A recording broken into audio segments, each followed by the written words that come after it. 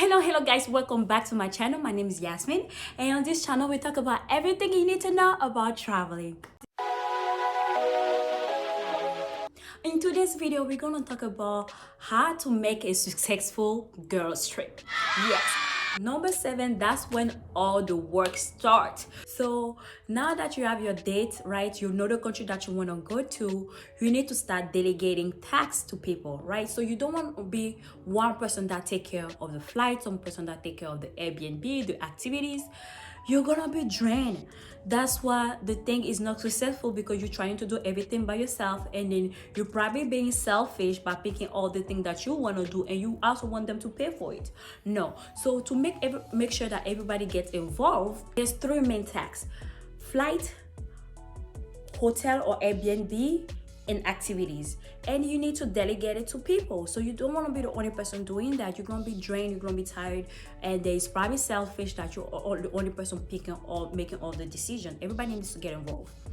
So number 8, ask someone to be the person responsible of the flight. Yeah, someone needs to look at the flight. So that person is good at washing stuff, right? It's good at using the app such like Hopper. So Hopper is the app like where you can put the set date that you want to go, and then the country the destination, the country you want to go, plus the date, and then they can be washing for you. So for example, you can be like, okay, I'm going to Puerto Rico. If it's hit 3/27, that's when I want the app to purchase the ticket, right? So they can be washing for you.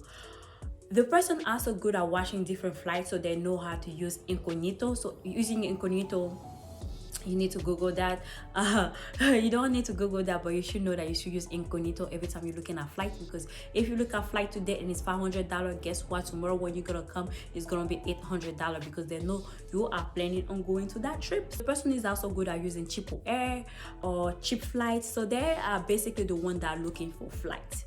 I wouldn't let that person book the flight though, because you know, like with the name, maybe your spelling, you don't want the person to misspell your name, but they are great at looking your flight. The person will be in charge of looking at flight, different price, and telling you, oh, okay, the price is going up, the price is going down, I think it's a good time to pay for it. I would suggest that if the person is looking at the flight, you're all living in the same city. For example, I will not tell Brenda to look on my flight because she lives in Chicago. It's good if you are in the same city. For example, my other friend that we're going with, her name is Keen. Hey Keen, I'll be looking for a flight because I mean, we're both in the same city, so she doesn't have to check. I'll be like, okay, girl, I'm in charge of the flight. Right. The person that is also in charge of the flight are also in charge of currency. They need to look at how the currency fluctuating all the time. I think the best thing to do is to get your currency out of your bank, which people say is not actually good. Or wait till you get to the country and they have that little kiosk. So once you get to the country, sometimes they have the little kiosk that you can get, like you can get your currency exchange there, which is better. But sometimes you're just on the rush and you're trying to get out of the airport. Okay, wait guys, before we move to the next tip, could you please like this video, subscribe to this channel so I can continue to make amazing video and share all of my tips with you. Number 9, guys, you need to delegate someone that will be in charge of the Airbnb. I mean, you need a place to stay, so you can take hotel if hotels are good for you, but I prefer Airbnb. So you can use Airbnb, or you can use that other app that people use, which is booking.com. So booking.com is more about like booking the hotel and stuff like that, and hostel. Airbnb is just Airbnb, so someone's renting their house and then people like staying there. So the person will definitely try to get touch base with everybody else and ask them, yo, what do you want on your hotel or Airbnb? Out of the group of friends that I travel with, I feel like I'm the most complicated when it comes to a place when I want to stay. I always want like a place that have a nice bed, comfortable bed. I look at the review. I want the bathroom to look a certain way. I don't care about kitchen because I'm not gonna cook there. But I remember traveling with a friend when we went to Colombia, and she insisted that she wanted a kitchen because she wanted to make breakfast. So we made sure like we had a kitchen in there. Some people are particular about the view. I don't care about the view. I mean, I came in town, I'll walk out, so I don't need the view. But what I would say again, when it comes to the person that's in charge of the hotel or the Airbnb, and then you have to look at the budget, because someone can be balling right there and the other person that is and the trip is like right there when it comes to money wise. So you try to find the middle, right? So we can all share, because for example, if a room costs like $50 per night, you're gonna have to divide it between, I mean, through the three of y'all or like the four of y'all. Always make sure the person that is in charge doesn't book the room. So what you do, that's my tips, how you do if you're in charge of the room. So you have different ideas of what you want, you put it in the chat. You put in the chat and then you tell them, hey, this is the option that I have, what you like. And then once everybody pick, before you pick, make sure you're in touch with the person that you work closely with, the person that is in charge of activities, because you don't want all your activities to be too far from your Airbnb, because you're gonna have to put money into airfare, I mean not airfare, like transportation. I will talk about activity later on the next point. So make sure you're always close to all the main attractions. So back to the person that is in charge of the Airbnb. If you're in charge of Airbnb and then you look at different places and people agree, okay, this is the one that I want, what you do is just tell them, hey, Cash App me, Venmo me. And then once everybody sends you their Venmo, then you can book that place on your name and using your card, right? Because I'm trustworthy with my friends, because I know them from like forever. So we don't have that situation where like I'm paying with my card and then I'm like later on I'm worried about like, hey, can you go and give my money, and then I'm gonna hear something different. It's not gonna work. They never done that to me. So but if it's the first time traveling with this group of friends and you're not sure about them, I would suggest you to go through that way, like Cash App, Venmo. Once you get all the money, then you book the Airbnb or the hotel on your name. And then make sure you have some rules, like if they destroy something, they're paying, because the hotel, guess what, they're gonna charge you. So make sure they're all on their best behavior when they get to that Airbnb or hotel. Another thing that is important about the person that is in charge of a hotel or Airbnb, you are in charge of transportation. So yes, you are in charge of taking the people from the airport back to the Airbnb and from the Airbnb back to the airport. So the reason why you're in charge of that is because you're the only person that is in communication with the person that is renting you the house. So the person can literally tell you what to do. So you pick up the phone or text message, ask them, hey, what is the best way to get to your house, or what is the best way to get to your hotel? And they will tell you, hey, from the airport, I would suggest that you take taxi and it will cost this price. Yes, make sure you ask them how much it will cost, so you know how much you negotiate when you get into the taxi, because they will try to dupe you.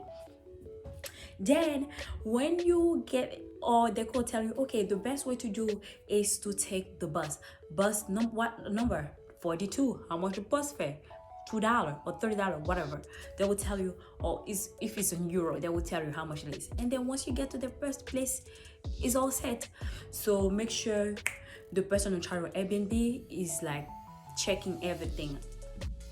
Number 11. Nice one. So you're in charge of the activities, and then you can be selfish by putting all your activity first, but you always need to ask other people, the rest of the group, what they want to do. So you can also put on the list.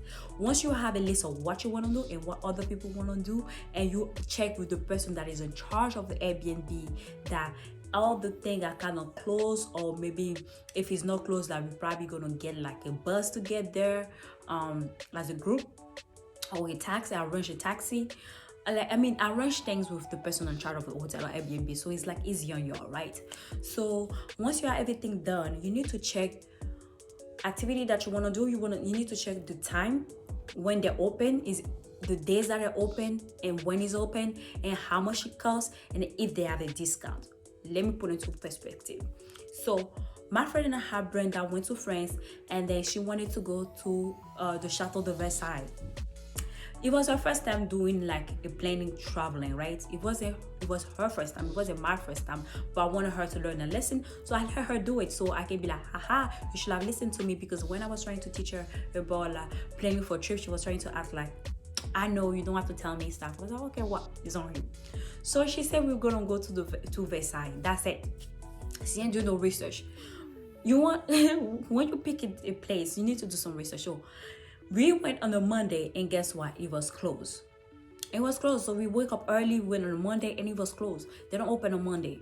So what you have to do so it doesn't happen to you, once you pick a day, so let's say you pick, I'm going to Chichen Itza in Mexico, you will check like, is it open every day? If it's open every day, what time they're open and what time they close.